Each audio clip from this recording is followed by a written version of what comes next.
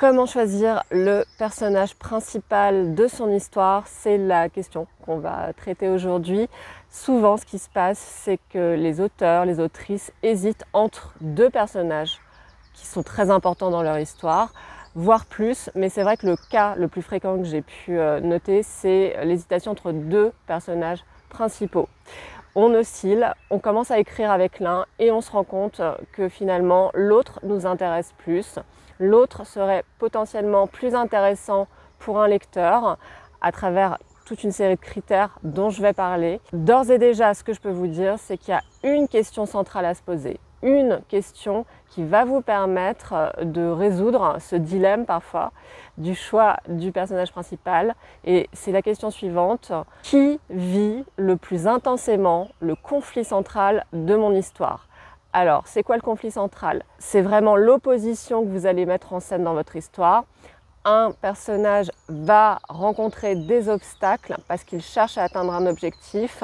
Il va être plongé dans un conflit qui peut être de toute nature. En tout cas, il faut vraiment se demander qui vit le plus intensément le conflit dans l'histoire. Pourquoi c'est important de se demander ça? Parce que si vous choisissez justement le personnage qui vit le plus intensément le conflit, ça va véhiculer beaucoup plus d'émotions dans votre histoire, tout simplement. Qu'est-ce qu'on cherche à faire quand on raconte une histoire? C'est véhiculer des émotions, c'est plonger le lecteur dans un voyage émotionnel, c'est partager souvent une expérience vécue.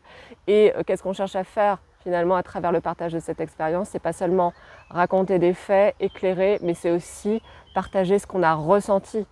C'est tout l'art de l'écriture que de parvenir à faire ça. Ça veut dire que votre personnage principal, c'est celui qui va nous faire vivre finalement le plus d'émotions fortes. Je vous propose 3 critères pour essayer de déterminer justement quel personnage vit le plus intensément le conflit. Premier critère, ce qu'on appelle le dilemme moral auquel est confronté le personnage principal. Souvent, dans la plupart des grandes histoires, il y a un dilemme qui se pose au personnage principal, un dilemme d'ordre moral. Quand un personnage va chercher à obtenir quelque chose, il va agir de manière plus ou moins morale en fonction de critères déterminés par la culture, la société, etc. Et il faut se demander finalement quel personnage a le choix le plus difficile à faire dans ce domaine. Souvent, c'est un bon indicateur du personnage que vous devriez choisir pour le placer au cœur de l'histoire. Petite parenthèse, je prendrai un exemple après avoir expliqué les 3 critères pour illustrer le propos. Deuxième critère, c'est le critère des enjeux. Finalement, qu'est-ce que mon personnage principal a à gagner ou à perdre au terme de l'histoire, s'il a atteint ou pas l'objectif? Plus les enjeux sont élevés, plus le personnage a à perdre ou à gagner, plus forcément le conflit, il va le vivre intensément. Si quelqu'un a très peu à perdre, il va s'engager dans des actions, mais à la fin, bon, il sera peut-être contrarié, mais vous voyez bien que l'enjeu, il n'est pas vital, loin de là. L'enjeu finalement le plus élevé, c'est l'enjeu vital, c'est le fait que le personnage puisse mourir à la fin de l'histoire. Donc il faut se poser la question des enjeux. Mon personnage, qu'a-t-il à perdre, qu'a-t-il à gagner? Est-ce que l'un des deux personnages qui me fait hésiter a plus à perdre que l'autre? Peut-être du coup que ce sera vraiment celui-là qu'il faudra placé au cœur de l'histoire. Et j'en viens au 3e critère qui est le critère de la trajectoire du personnage principal. Votre personnage principal va suivre une courbe de développement. Vous allez dérouler sa trajectoire tout au long de l'histoire. Sa trajectoire, c'est son évolution. Son évolution sur le plan extérieur. Est-ce que, je ne sais pas, il va finir par quitter son job, changer de vie, se marier, divorcer, tout ce qui est possible sur le plan extérieur. C'est aussi son évolution psychologique. Est-ce qu'il va sortir renforcé, grandi, accompli, épanoui au terme de sa trajectoire, ou est-ce qu'au contraire, il va sortir diminué, affaibli, déprimé, voilà. Il faut se poser la question de la radicalité de la trajectoire. En général, plus les transformations des personnages sont profondes, plus ça véhicule d'émotions. Et j'en reviens à la question initiale, qui vit le conflit le plus intensément? La réponse à cette question va aussi se voir dans la trajectoire. Un conflit sera d'autant plus intense qu'il pourra amener des transformations très profondes chez le personnage, que ce soit sur le plan extérieur, sa vie telle qu'elle s'est construite, ou sur le plan interne, c'est-à-dire son équilibre psychologique, son état mental, sa stabilité mentale. Donc si je récapitule avec mes 3 critères, j'ai premier critère, le dilemme moral auquel est confronté mon personnage principal. Le deuxième critère, j'ai la question des enjeux, qu'a-t-il à gagner, qu'a-t-il à perdre. Le troisième critère, celui de la trajectoire, jusqu'à quel point va-t-il se transformer finalement mon personnage principal. Et ces 3 critères font qu'il va vivre plus ou moins intensément ce conflit que vous allez placer au cœur de l'histoire. Donc je vous conseille vraiment d'analyser le choix que vous souhaitez faire à l'aune de ces 3 critères. Je répète, donc le dilemme moral, l'enjeu pour le personnage et la radicalité plus ou moins grande de sa trajectoire. Si vous vous rendez compte qu'à l'aune de ces 3 critères, il y a un personnage qui vit les choses plus intensément, pour qui finalement tout est plus fort, pour qui ça va plus loin, probablement ce sera lui ou elle qu'il faudra placer au centre de l'histoire. Maintenant, je vais vous prendre un exemple, comme je le disais. Alors, j'essaie toujours de choisir des exemples, notamment dans des films qui ont été a priori beaucoup vus. Donc là, je vais reprendre le film Avatar, dont j'avais parlé aussi dans une ou 2 autres vidéos. Dans le film Avatar, le personnage principal, Jake Sully, c'est un militaire qui atterrit sur la planète Pandora et qui va découvrir ce peuple autochtone qui vit dans les forêts en étroite symbiose avec la nature, qui s'appelle donc les Navis. Il va aussi rencontrer toute une équipe de biologistes, alors, ils appellent ça des exobiologistes je crois, et notamment le docteur Grace Augustine qui est incarné par Sigourney Weaver.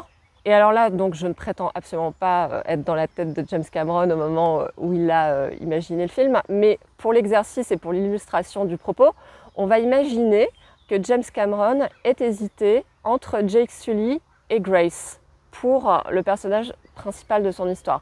Pourquoi je dis ça? Parce que les deux ont vraiment de très forts atouts pour incarner un personnage principal. D'ailleurs, le personnage de Grace est quand même importante dans ce film, dans cette histoire. Pourquoi Grace aurait-elle pu finalement intéresser aussi James Cameron? Finalement, elle est aussi au cœur de l'histoire dans le sens où elle est celle qui chapeaute la recherche sur les Navis. Elle a des moyens d'action très développés. Pour elle, l'enjeu, il est quand même assez élevé. C'est un enjeu de recherche, de compréhension du fonctionnement de ces Navis, de compréhension aussi de ce monde de Pandora. Donc c'est un enjeu qui finalement est aussi intellectuel, qui pourrait faire avancer la science. Elle chapeaute aussi la conception des avatars, leur fonctionnement, tout ça. Donc elle est vraiment aussi au cœur du système, Grace. Elle aussi, elle est confrontée à des dilemmes moraux parce que finalement, elle fait de la recherche, mais elle est du côté américain. Elle voit bien ce qui se passe, elle voit bien que l'armée est en train d'envahir Pandora et veut piller les ressources de Pandora. Du coup, elle pourrait aussi vouloir s'opposer fermement, d'ailleurs c'est ce qu'elle fait. Disons que c'est un dilemme aussi qui est fort pour elle, puisque à la fois elle vient d'un pays qui fait de la recherche, mais qui est aussi capable de détruire. Maintenant que j'ai dit ça, si on s'intéresse à Jake Sully, en réalité, je pense que James Cameron a eu raison, c'était, je pense, le meilleur personnage principal. Pourquoi? Si on reprend mes 3 critères, le dilemme moral, chez lui, il s'exerce sans doute de manière plus intense puisqu'il fait partie de l'armée.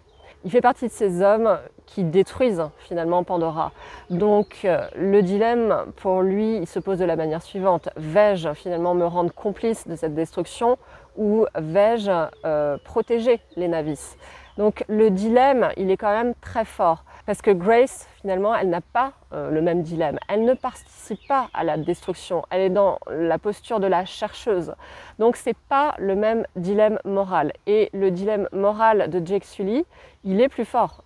Puisque, encore une fois, il oscille entre 2 pôles extrêmes. Protéger, servir finalement un peuple autochtone ou le détruire. C'est vraiment très radical comme dilemme. Ensuite, au niveau des enjeux, pour lui, l'enjeu, il est très fort puisque c'est un personnage qui est handicapé et qui, grâce aux avatars, va pouvoir retrouver une certaine mobilité, va renaître à lui-même physiquement, mais aussi plus tard mentalement.